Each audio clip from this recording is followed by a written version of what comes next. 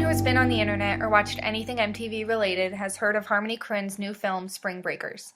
Korine tends to create these films that reflect the immortality of the current youthful culture. They also simultaneously blossom as an art piece from the consumption of the audience, who in turn serves as a subject. Spring Breakers features 4 college students who journey down to Florida for the ultimate spring break experience and wind up with the getaway they never expected. After robbing a local restaurant like a video game, they spend a few days partying before being bailed out of jail by local hustler Alien.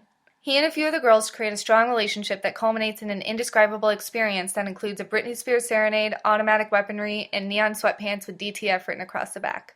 The movie has been ruthlessly marketed to the peers of the starring actresses without a hint of irony. Those who aren't drawn to the film by Korine's previous works are enchanted by the fact that it looks like a coke-fueled Urban Outfitters summer catalog that came to life. Also, Skrillex provided most of the soundtrack. This simultaneous reliance on sexuality and overabundance as social commentary is not a new phenomenon. Let's go back a few hundred years.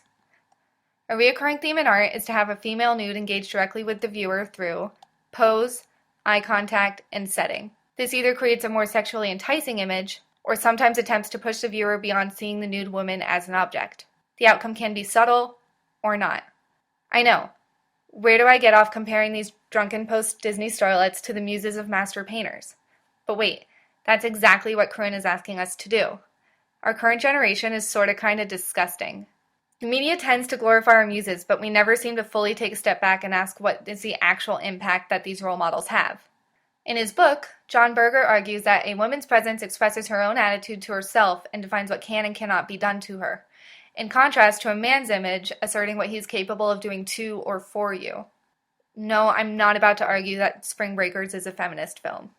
It does, however, push the audience to look at the role society wants the girls to be in, a passive spring breaker, versus the roles the girls attempt to achieve, an aggressive hustler. There's a lot of commentary going on in this film, and if you're able to see past the unhealthy amount of neon mesh clothing, I think you'll be surprised in what you can get out of Spring Breakers.